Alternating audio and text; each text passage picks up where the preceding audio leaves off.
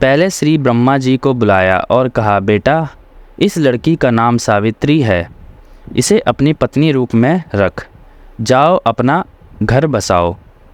श्री ब्रह्मा जी व श्री सावित्री जी ने माता जी को प्रणाम किया और वो ब्रह्मालोक में अपने घर चले गए। विवाह संपन्न हुआ।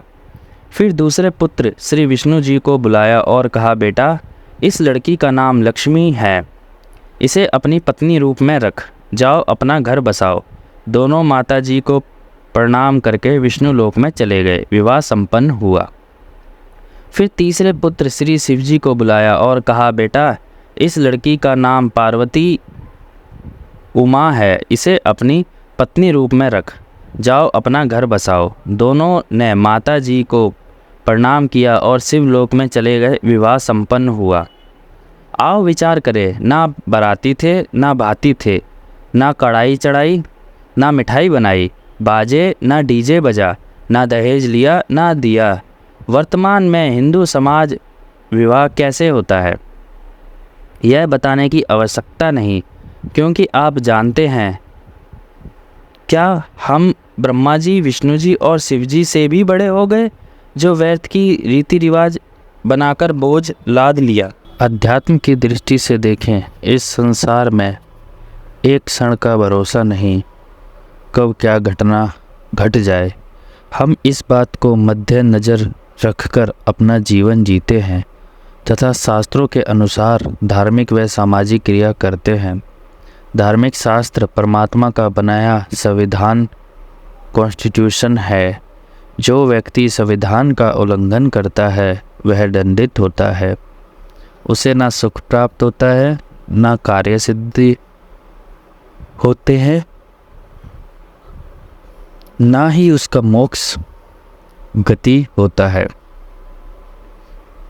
प्रमाण गीता अध्याय 16 श्लोक 23-24 में है।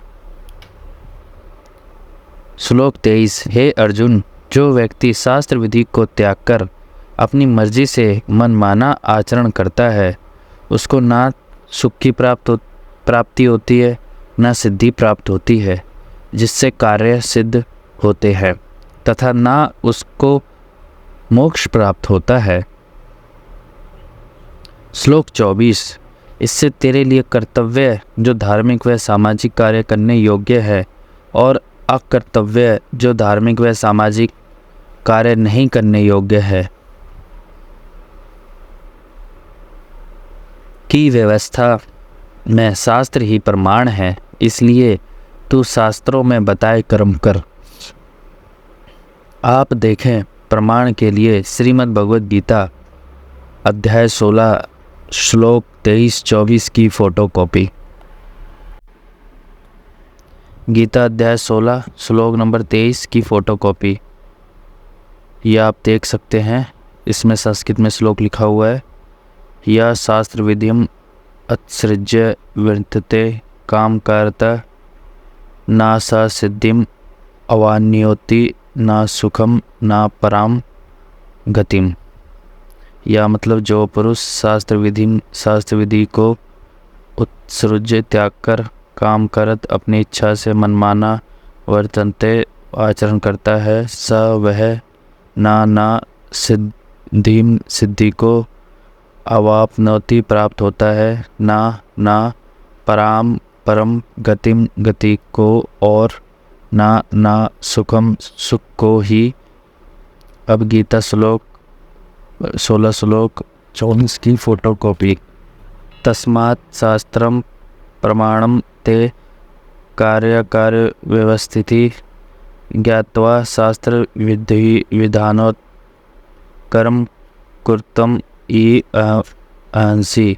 तस्मात् इससे तेरे लिए ही इस कार्यवादिनी कर्तव्य और अकर्तव्य की व्यवस्था में शास्त्र ही प्रमाण एवं ऐसा ज्ञात्वा जानकर तू शास्त्र विधि से नियत कर्म कतरुम अहिंसम योग्य है।